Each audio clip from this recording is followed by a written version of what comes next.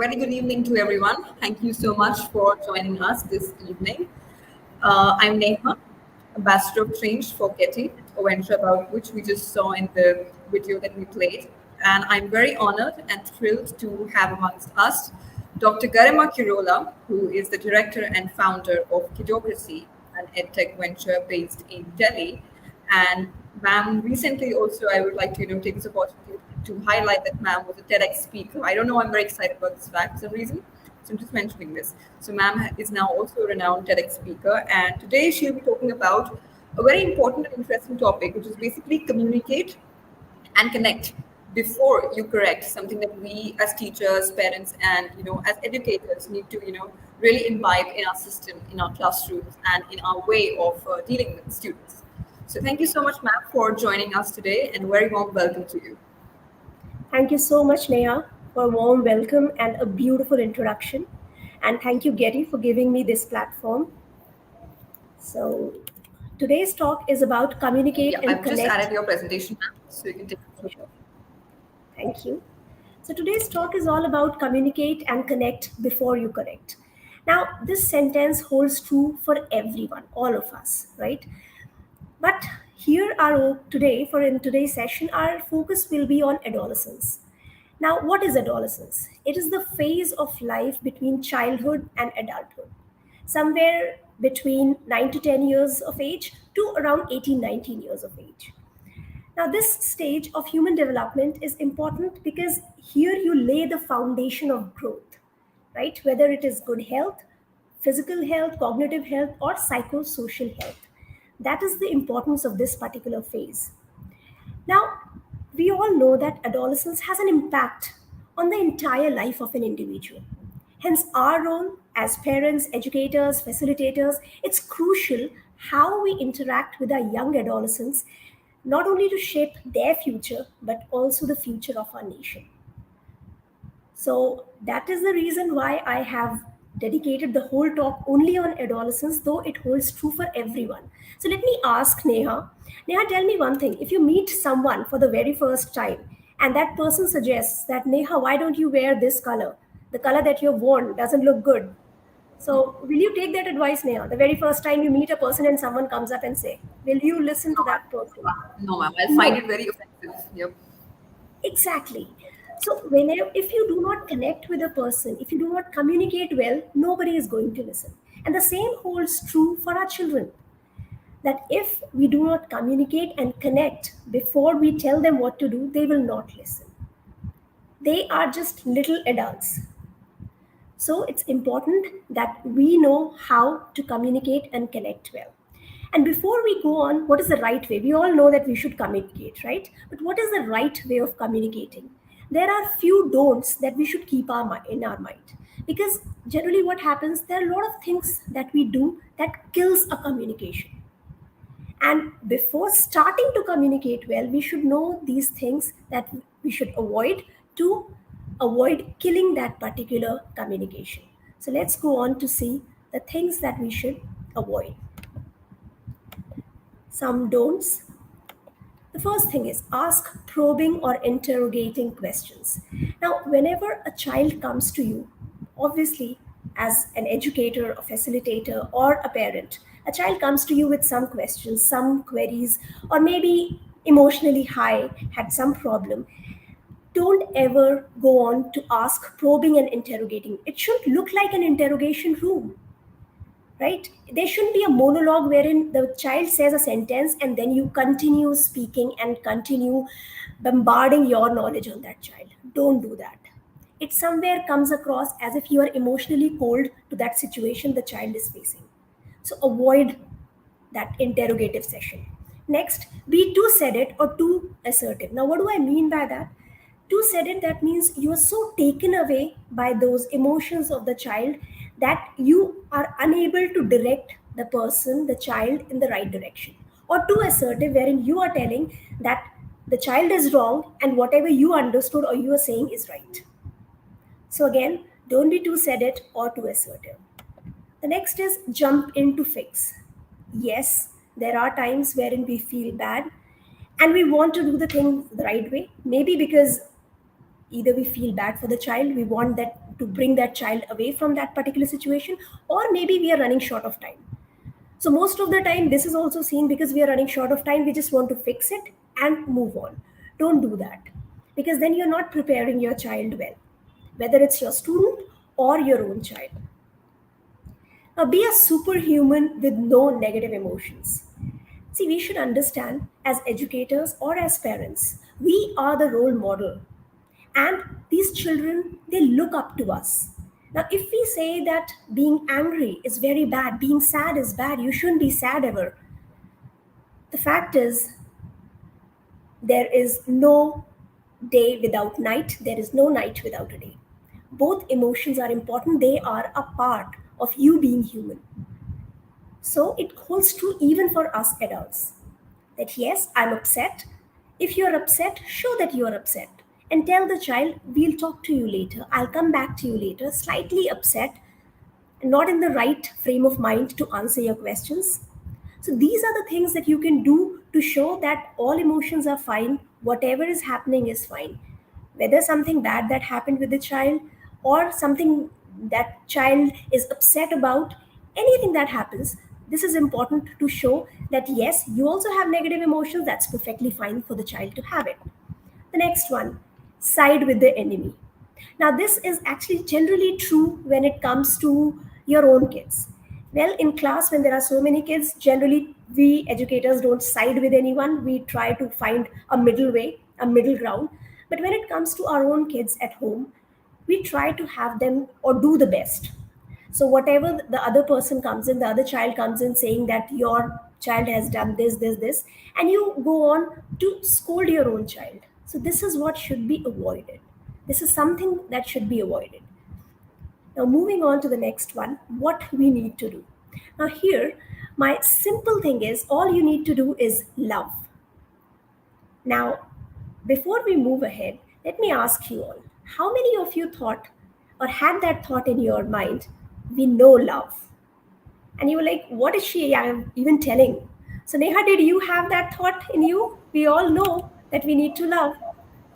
Yes, ma'am. I think that it's like a uniform solution to everything that you should love everyone. But True. True. Thank you, Neha. Thank you so much for being so sporty here and helping me out. So yes, we know that. But here that love stands is an acronym that stands for L stands for listen earnestly. So when you love, you listen earnestly. We'll be doing each one of them in detail in some time. O stands for opportunity to guide. So whenever your child comes to you, your student comes to you, use it as an opportunity to guide them in the right direction. Then vocabularize the emotion. Now, why this is important? Because it's important for children to understand their emotions. Only when they understand their emotions, they will be able to interpret the right way of behaving in that particular moment. And the next one is explain the limits. So, yes, even though you are liberal, you have given all the freedom to your children, yet there should be limits. There should be healthy limits that these kids, your students, your children at home, they should follow. So, let's go on to see each one in detail. So, this love again is an acronym, and L, let's see, listen earnestly. Now, here, what we want to say is that the first important pillar of communication is listening, which is active listening. Very important thing. So, if you do not show those signs that you are listening, now, what do I mean by signs? For example, you're doing some work and someone from your class comes in, a small child, maybe 11-year-old, 12-year-old, they're unable to handle something and they come to you all in tears, really upset, and you are really busy because obviously we have so much work to do at school. You need to show that physical sign. So, yes, it is time consuming, but maybe hold your work, hold on for some time, and look at that child whenever you're addressing someone who needs your 1 minute or 2 minute. Or your 1 2 minute will make a change, bring a difference, right? So show that physical evidence that yes, you're listening. Tune into your student's feeling or your child's feeling, your body language, your facial expression, your gestures, whatever you're using, the way you're talking to that child. Make sure you're giving that evidence to that child that yes, I'm all ears, I'm listening to you well. You can go ahead and share your problem with me. So that is a part of active listening. It's a two-way street. Now, why do I say it's a two-way street? Because if you, and this is what I have seen in my experience, if you do it for the first 1 or 2 months of the year, the next few months are really easy because then that two-way street is maintained. And initially, because I dedicated some time, some of my important, crucial time to these kids, listening to them, the remaining months of the year, these children, they listen to me. So that's how it works. So first I give them that time, I listen to them, and then they start listening to me and they start obeying what I tell them to do. They start behaving the way I want them to do. But for that, the first thing is initially in my class, I have to give some time to these students so that they know that I'm on their side. And same goes at home. So I have two kids, one is 12, the other one is 15. That's what I have done. Now they are in their, one is a tween, the other one is a teen. So I have developed that. Now even my teenager is at a position wherein she takes my advice for most of the things. So it's very important that you give that your ears, you are attentive, you listen to your students. That's when they will start listening to you. The child's perspective. So, whenever you're listening to them, make sure you are also paying attention to their perspective. Now, what example I generally give is maybe something which you think is very trivial, not important, but maybe for that child it is very important. For example, a phone is a phone. They don't know, but you know it. So, if your iPhone gets a crack, you're upset. But for that child, maybe a simple toy is like an iPhone. That child gets upset because of that toy. Maybe a pencil that someone took from her in the class. Maybe the child is emotionally attached to that pencil. Maybe it was given by grandmom, granddad. You never know. So, Always, whenever you are solving any problem of your children, of your students, make sure you look at the child's perspective. Go in their shoes, why they are feeling like this, why are they so attached to this particular thing. And whenever you do that, trust me, it's like you are listening with empathy, and that will go a long way. It will help you in future. The next thing is commitment and patience. Yes, it does require a lot of patience, because obviously in the middle of your work someone comes in, and in a class of 30, 40 students it's difficult. But yes, like I said, it'll go a long way. It will help you for the rest of the year. This initial commitment will help you for the rest of the year. It does require patience. And the moment you start addressing their feeling, your students or your children, their feeling, when it is at low intensity, it becomes very easy for you to manage compared to when they escalate. Because when they escalate, then that time it's difficult to handle. It's better you handle much before, especially when we are talking about teenagers. If you have given them time in their initial years, it becomes easier for you to make them understand your perspective when they are a teenager, when they hit that age. Because the hormonal surge is high, they are emotionally volatile. And if you haven't created that connect in the initial years, it really becomes tough. Moving on to O, which is an opportunity to guide. Whenever a child comes to you, any problem, anything, not submitted the assignment, or maybe hit someone else, so any opportunity that you get, use it to guide them. Don't just shut them down or ignore them. Whenever they come to you in any emotional state, it can be anger, it can be sadness, don't just shut them down. Nothing happened. Some child hit the other one, oh, nothing happened, you didn't get hurt. Don't shut them down. Don't ignore. Listen to their perspective, listen to that, then ask follow up questions. What happened? Are you hurt? What do you think I should do? Is this the right thing to do? Ask them until and unless they will themselves come up with an answer saying that no, the hurt is not much, it's not hurting. So, yes, again, I keep saying it is time consuming, but these are those initial investments. It will reap benefits in future. Understanding precedes the advice. Again, understanding their position, their feeling, the message that they are trying to convey to us. What is that they want to tell us, make us feel? If we understand those, if we can read between those words, and if we can understand that, then it will help us calibrate their feeling, and we'll be better equipped with what has to be done. Again, if you see, it also somewhere goes back to that you're listening with empathy. And after understanding that, maybe you share some of your stories, your anecdotes, maybe something that you have lived with. And once you do that, you create that connect.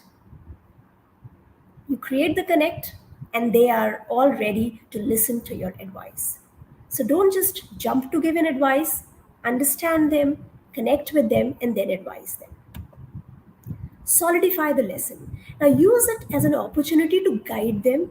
For example, if something has happened, guide them. They have to make a decision what has to be done. Should they, for example, two friends have fought. Now, your child is very upset or very angry, depends. A student comes up very angry, very upset. What do? Use it to guide them. Okay, what next? Ask those questions.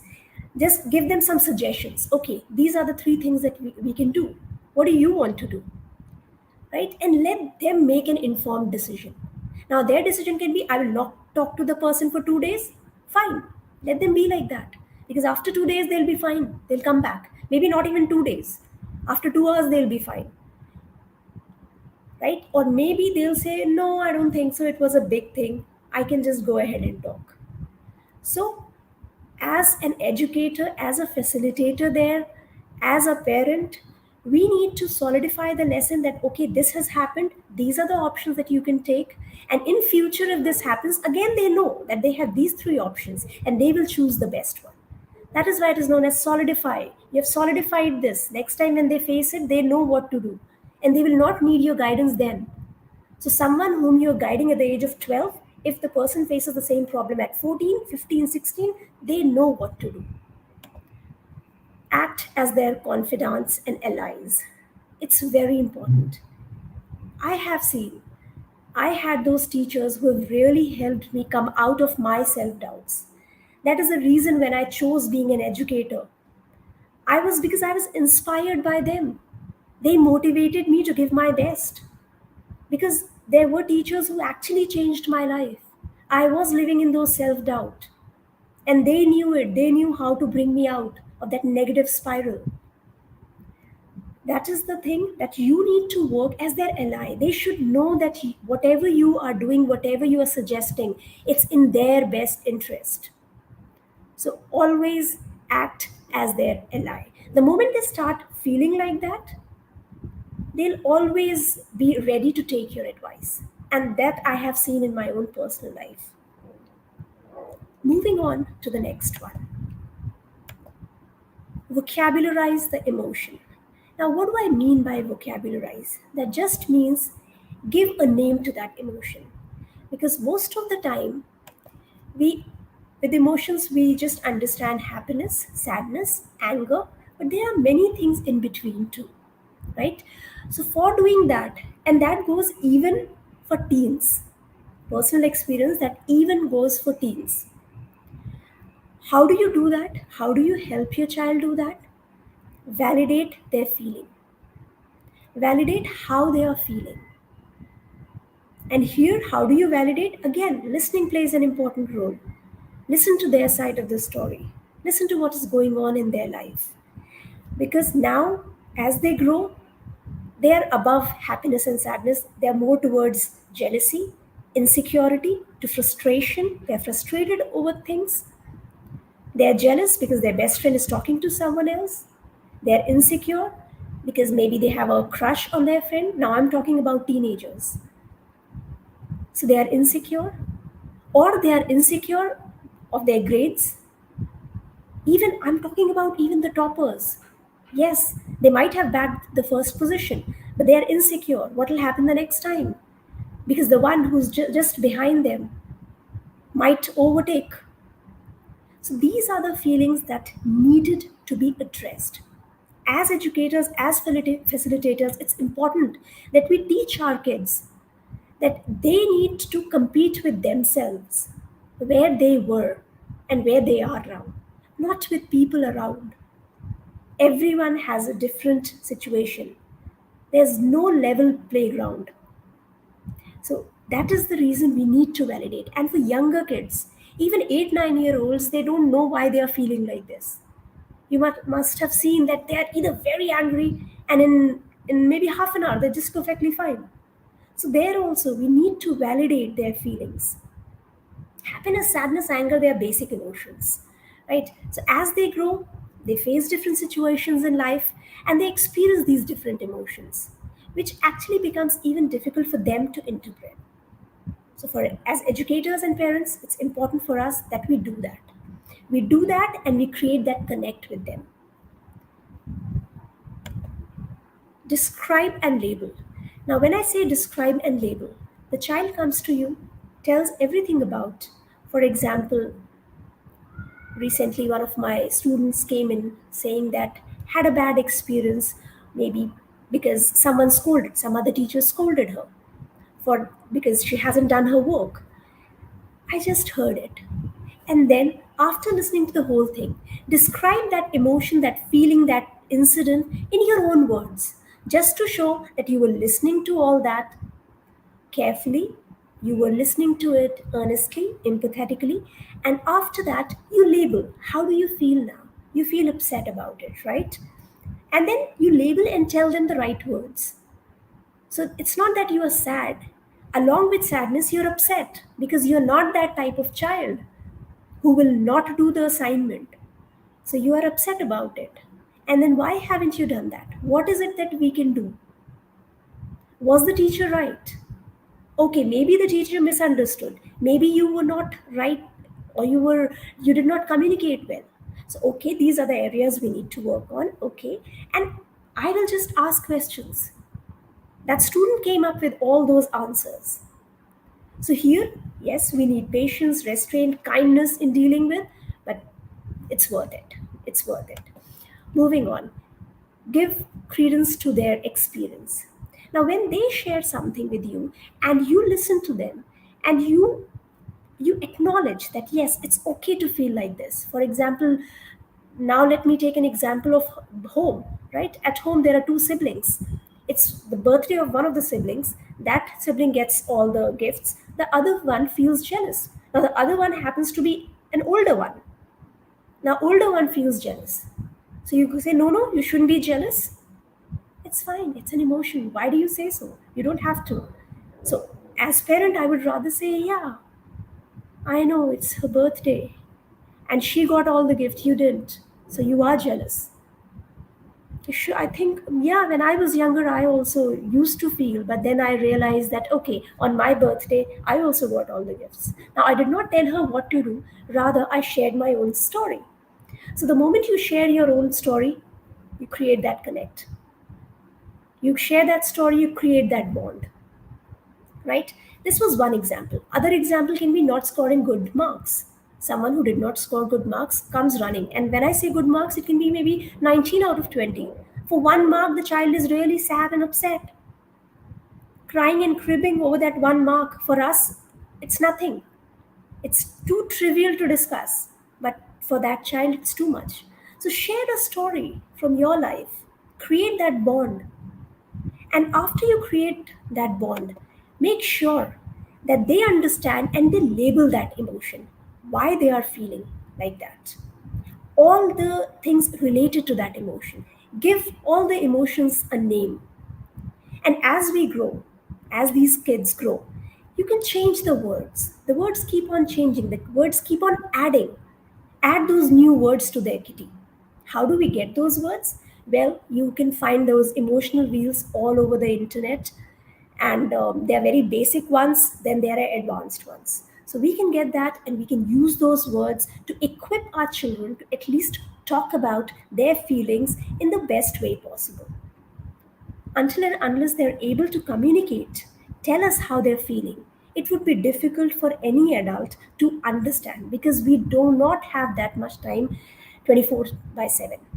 Like I said, we should give time, but do we actually have? Is it practical? Maybe not always.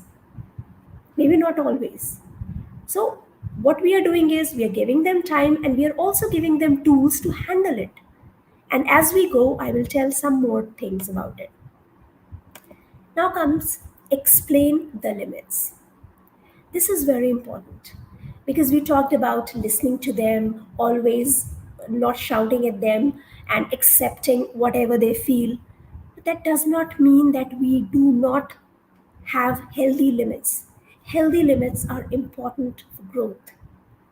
So it's important that we create and we tell them, we explain it very well to them that these are the limits, these are the behaviors that are accepted, and these are the behaviors that are not accepted.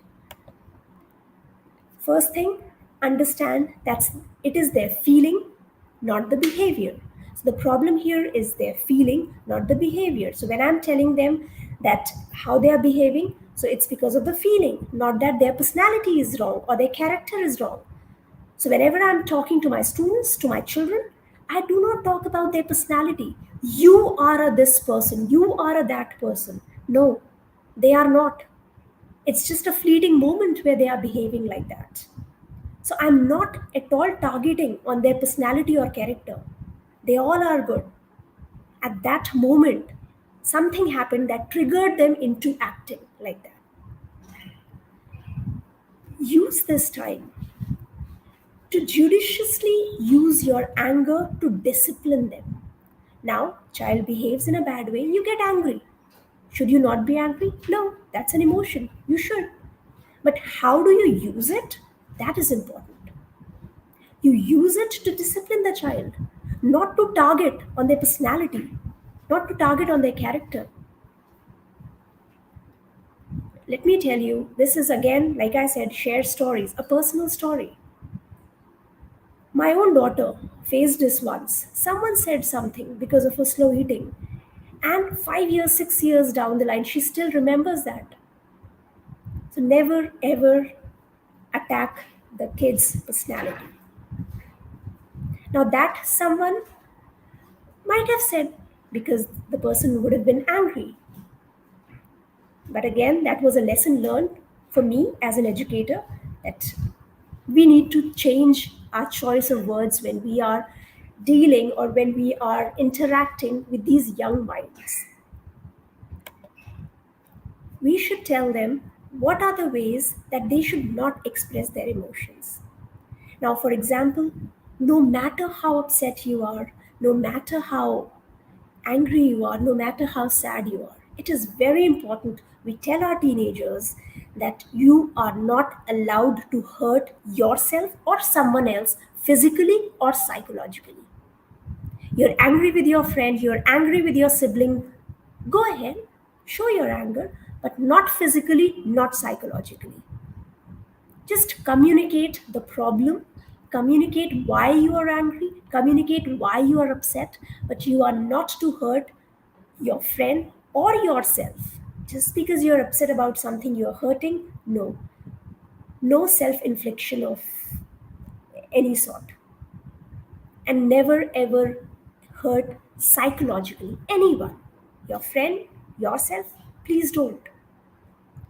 So it is important to tell them emotions are fine and they will go away.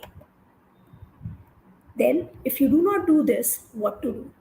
Few things. Again, it's best the first day in the class, tell that, reiterate it after 2 3 days, reiterate it after a week, reiterate it after a month, so that all your students get to know that okay, these behaviors are fine, these are not.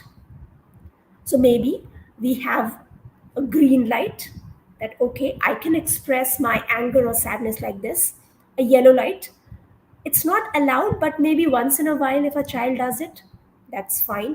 And then there is a red light that no, this will not be tolerated in the class. And the same thing can be put at home. All the three lights: green behavior, yellow behavior, and red behavior. This is not tolerated in the house, right? This will help them stop that offensive behavior because you have given them these three zones and you have told them clearly that these are the things that can be accepted, these will not be accepted. Moving on, what are the best practices? To sum it all up, I thought maybe I'll just write it down at one place. What are the ways that we can go ahead? First thing is treat your kids fairly and empower them. Now, what do I mean by empower them? With empower, I mean to say that whenever the child comes to you with any problem, that is when you're going to talk, you'll communicate. Don't just jump in to correct, but connect with them and treat them fairly. Make sure you understand this, that it's just an emotion. It's not that the child is intentionally trying to do that or intentionally trying to do something wrong. No. It's just that they are at an emotional high. That's why they're doing it. And empower them. What do I mean by empower them? See, as educators, facilitators, and as parents, especially as parents, what do we want? We want the best for our kids, right? They should have the best of education, the best of everything. And in giving all these best, we also try that they should not encounter any problems, which is very fine. As a parent, I also don't want my kids to encounter any problems. But the thing is, if I keep solving the problems for them, how will they learn? I will not be there throughout their life, 24/7. In 4 years, 5 years, my kids will go out for their graduation, post graduation. How am I helping them by solving their problem right now? So, how do I empower them? I let them take decisions. A very simple example. What we have done here is My younger one had to decide whether to take French or Sanskrit. The fact is, I did not know Sanskrit nor French. None of the languages I knew. I knew we will need help, right? So I let her decide. You decide because you're the one who has to study. Had I known one of the subjects, I would have told her to take that. But since I did not know anything, I just let her decide. And she asked her elder sibling, what should she take? The, they decided themselves and came and said, I want to take French. I was like, okay. Because now it's her decision. So the onus is on her to study well and do well. So what I'm doing is I'm empowering my 6-year-old, 7-year-old to take decisions. Now these decisions are not going to be a life-changing decisions. Yes, obviously for life-changing decisions, we need to ask better questions or give better options to our children so that they can make a proper informed decision. But again, you don't decide for them. Same goes for our students at school. Empower them. We cannot prepare the road for our children. The road of life is tough and we do not know how it will come. No one was prepared for COVID. Similarly, we do not know the future. So don't do this mistake of preparing the road for your children. Prepare your children for that road. Use scaffolding technique for feedback. So whenever you're giving a feedback, and this is very important for educators, for us, that whenever we are giving a feedback, first of all, the feedback should start with something positive. The thing that child has done. Now, for example, there's a child, there's nothing good about it, but at least the child has submitted. That is the best thing. So if there's nothing to appreciate the effort that the child has put in to submit it on time, right? So start with an appreciation and then go ahead with giving the feedback about the areas that needed to be worked on. And when you give them, make sure there's a scaffolding. So first tell them maybe handwriting. So improve the handwriting. Next time you say, okay, maybe a little more research would have been better. So when this work has been done, then a step ahead, then a step ahead. Now we cannot tell a child who has just submitted the assignment, a person who has otherwise never submitted on time submits the assignment on time and we tell them that, okay, these are the things you need to work on. No, that's a steep rise. It's a difficult thing for anyone to do it from here to here. No. So there's a proper scaffolding. Okay, first submit it on time, then improve your handwriting, do a little more research, and then keep on giving the feedbacks. Keep on improving the child. And it's important that you reward more than you punish. You praise more than you criticize. So your praises should be more when you're giving those feedbacks. That will encourage them more. Moving on, maintain an emotional log. This is one of the best things if these children at this age they start doing it. Now, how is this emotional log or emotional diary, or you can call it emotional journal? How is this important? See, I have learned through my life experiences that journaling is very nice and it helps you work on your emotions well. And if these kids they get this idea and they get into a habit of writing these journals, whenever they are emotionally volatile, they can write their thoughts about that feeling. Why did they feel like that? What was the incident? What was the trigger of that incident and how did they react? Right? They've written when they were upset. After a week, they might go back and read it and then see, was that the way that they reacted, was it the right way? Or they could have done something else. So now, when they write it, they can reflect on it. They can come back and reflect. Was it the right behavior? If that was not the right behavior, next time when I am in the similar situation, what will I do? Can I avoid that trigger? If I cannot avoid that trigger, how do I respond? How do I avoid reacting? How do I learn to respond? So, emotional log really helps. Offer reassurances of their special place. This is actually very important, and people generally, we feel that as kids age, they don't need this. But the fact is, they always need it. Whether we are talking about an 8-year-old, a 12-year-old, or a 16-year-old. They all need that reassurance of their special place. Now, for imagine if you tell a student that, my God, you're a positive addition in my class. Oh my God, in 3 months you're going to leave this class. I'm super happy that you're going in the next class, but I'll miss you. My God, trust me, that works miracles. The same at home, your kids do that, helps you. It helps them. It helps you build that connect. It helps them have that self worth that yes, they are something, they mean something. Be emotionally honest. When I say emotionally honest, whatever your emotions are, make sure you show those emotions to them. Now, when I say show those emotions, don't say that, okay, I was angry, so I blasted. No, you're angry, tell you're angry. But that doesn't mean you have to blast. Again, communicate. Communicate your anger. Put all those feelings in the words. Hence, communication is very important. And once you communicate your feeling, you communicate the other person's feeling, and this I'm saying in general. You communicate the other person's feeling, you can connect well with people.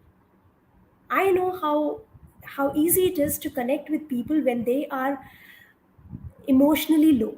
And when I say emotionally low, even anxiety.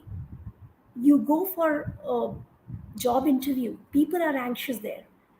You start talking to someone and you create that connect. Within no time, you create that connect.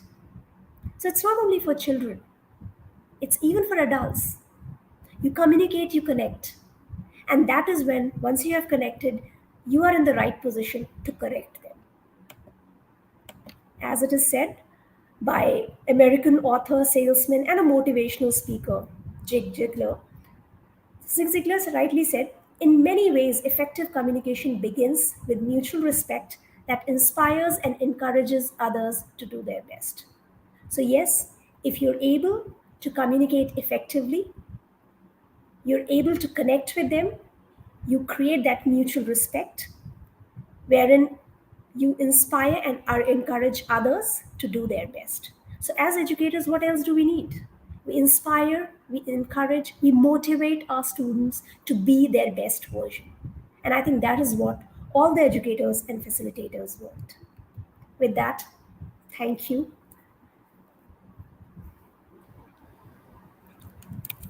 Thank you so much, ma'am, for talking about connection basically across the board, not just for students, but also for, I think, teachers and parents as well. We have a couple of questions, but there's one question I'm not able to understand. Perhaps you understand and maybe, answer it. So it says, my son is in class 3, but still he's unable to identify certain sounds. Because of this, he commits a lot of spelling mistakes and, gets a lot of bashes from teachers and all that. So where's this question going? And if you'd like to take it, how would you like to frame an answer to this question and probably, pose a solution as well, maybe? Yeah, thank you so much. It's a wonderful question because, yes, this is what happens. And when I teach, because I'm an English language trainer too, so when we tell, there are a lot of times wherein our native language, they don't have the same sounds that English language has, Yes, right? true. There are many sounds which are absent in our native language. Now it becomes difficult for kids to understand because Okay. English is all based on phonics. It's all Absolutely. phonetics. You say something, you say knowledge, but it starts with K, Yeah. right? So, yes, it is difficult, it is tricky. Have patience and try to correct the child and let the child come up with, why do you think you've written this sound? It sounds like city. The sound is S. Then why did we write C, not S? And then you explain that because whenever you write I with C, it doesn't take the sound K, it takes the sound S. So there are rules and regulations through which we can teach kids that yes, there are deviations in English and it's perfectly fine. Obviously, it needs a little patience and at the same time knowledge of the rules. Yeah, I hope Absolutely. it helps. That's a wonderful take, actually. Even I was, this is actually a new thing for me. Matlab, I've obviously grown up learning English, but this is the first time I'm, understanding that Hindi is completely different from English. So I think that totally answers the question over here. One question I had, ma'am, was that you were mentioning that you should, help your child name all the emotions. Basically, if you're angry, you say you're angry. You're anxious, say you're anxious. That reminded me of the part labeling, wherein teachers, parents, and even I think all of us are so prone to labeling someone. For example, this is a naughty kid. So once I've labeled this person as naughty kid, I will not want to find out what naughtiness that he's doing and what's the reason behind naughtiness, because I've just labeled him or her as naughty. So I'm not flexing my empathy muscles over here. So what should we do to bypass this labeling people? And this reminds me that Meghan Markle also came up with her podcast, and she also talked about labels. So that's the entire thing was going on in my mind, and I just wanted to ask you, how as teachers should we not stop? Should we stop maybe labeling students and seek an answer to their actions basically and behaviors? Absolutely, Neha. Just to add on to you, first of all, that label that I mentioned was to label the emotion, right? Yeah, that Just I to know. That I know. make that. Absolutely, Yeah. absolutely. I started with that because that reminded me of the labels that we make Right, actually. right, right. See, when you say we label as naughty kids, I would also want to add that we should not even label that this particular kid is an intelligent one. Labeling Absolutely, in positive as well as negative, both are wrong. absolutely, Because the moment you say absolutely. that he or she is an intelligent kid, you put a lot Hmm. of pressure on that child, Absolutely, right? And the absolutely. moment you say that this particular kid is a naughty kid, Hmm. somewhere you give that kid an excuse that, okay, I am naughty, whatever I do will never be appreciated. So the first Absolutely. thing is always, like I mentioned, that Hmm. don't make it as on their character or a personality. It's just a fleeting behavior. With Hmm. age, with as they grow, it'll change, because things do change. I have changed. I remember that how I froze in front of the whole class when I was just asked to introduce myself. Now see, imagine how simple it is to introduce yourself. I Absolutely. froze. I was 7 that time. And now, when I reflect back, I'm teaching Hmm. English. I'm teaching the same Absolutely. language that was giving me jitters back then. But it's okay, we change, right? Children will change. The thing is, how well are we motivating them to change? How well are we Absolutely. inspiring them? See, the whole problem is we have this habit of comparing. Look at that Hmm. child, he's doing like this, you haven't done like this. Look at Hmm. that. There is a different way of inspiring and motivating them. You don't have to say like this, okay, this work is good. I think you can do a little better. Oh, this one is so beautiful. Last time it wasn't that beautiful. And Absolutely. trust me, it works, because these are all my personal anecdotes.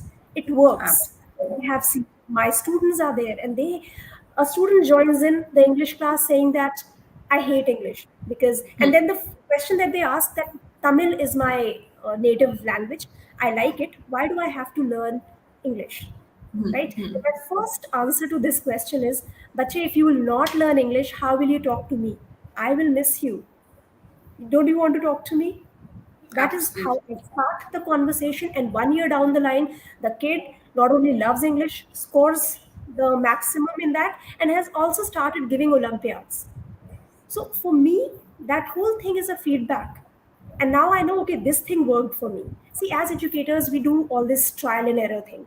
Maybe this Absolutely. thing will work with a child, this thing will not work with a child. So again, we have to create that permutation combination and see what works best for our children. That's a very wonderful take, ma'am. And also I like the part where you say how will you be able to talk to me? That's where I think you're connecting with the child Yeah. before correcting him. That's a very beautiful example. Also, ma'am, we loved the fact that you've made an acronym out of the word love itself. So, would you like to, just in brief, before we conclude, take us through the acronym once again, and also, just one small tip for maybe teachers across the board. Say a maths teacher could also apply the acronym. Say a physics teacher could also do that. Just to conclude, and make it a very sweet ending for this wonderful talk that we had. Yeah, sure. So it was LOVE. Love Yeah. is listen empathetically. You listen to the child and their problem. So, for example, a maths teacher, not everyone is good with numbers, but that does not mean that they cannot do well, right? Okay. A little bit of motivation will help them, a little bit of more work on that particular child will help them, an extra work. Then O was opportunity to guide. So whenever a child comes to you, and they generally come with a problem or to share something which they are happy about, make sure you use that opportunity to guide not only them but the others. So if they're sharing a happy news, maybe share it with all the others that everyone is capable of. Who's going to be the next one to share the same news? Then the next one was vocabularize the emotion. It is very important that they understand what emotion they're going through. Because once you understand your emotions, you will understand that, okay, now that I'm angry, if I'll react, it will go in the wrong direction. So it's better that I should not react. Wait, give a pause to that thought. It's very important. And the early we teach that in teach our kids all these things, it will help them in their life. Then the last one was E. Despite all the things, all the liberty that you give to your kids, it's important that you explain those limits. Healthy limits are very important in one's life, right? And they Absolutely. should understand few things are a big no. Hurting physically yourself or someone, total no. Psychologically, never ever target anyone psychologically. So somewhere if you see this whole thing, it encompasses bullying also. What is bullying? Absolutely. Psychologically you are acting, right? Most of the time you're saying something. So as educators, we want the best. And when we see these kids, they blooming them, the amount of happiness that we have, oh my god. And then getting to know that we have that power of changing the future, not only of that child but also of that nation. Because see, this child will impact the lives of many others. So we have Absolutely. created a chain reaction, right? That's a very wonderful summation, man. And I'm so sorry. There's a question, I think. So we have to stop the conclusion for a minute. It says, what comes first, connection or communication? I think this entire talk was based on that, but I think Sir wants to maybe know what comes first, connection or communication. See, communication, because once you start communicating, once you start speaking, that's only you'll start connecting, right? The first thing starts with your communication. You reach out to a person and start talking. When you start talking, it's not always about talking, it's also about staying quiet and listening. The more you listen, the more you get to know what the other person is going through. It can be anything, like I told you, a job interview also. So I would listen to why people are, like talking like this, and then I will give in my inputs. So the best thing is listen well, start speaking, and then you'll communicate. Connect really well. And once you've connected, the ball is in your game. It's in your court, so you can do. Wonderful, ma'am. Wonderful. Thank you so much for taking so many questions and also answering my personal query as well. And once again, thank you so much, ma'am, for joining us today and enlightening us with, connection, communication, and correction as well. And I think this was a wonderful session. As I can see from the comments are very enthusiastic comments about how they all resonated with the points that you've made over here. So I think the job is well done. And thank you so much once again for joining us. I will now conclude the talk and I hope to see you again around. Thank you, Neha. Thank you so much. Thank you so much. Have a good day. You too.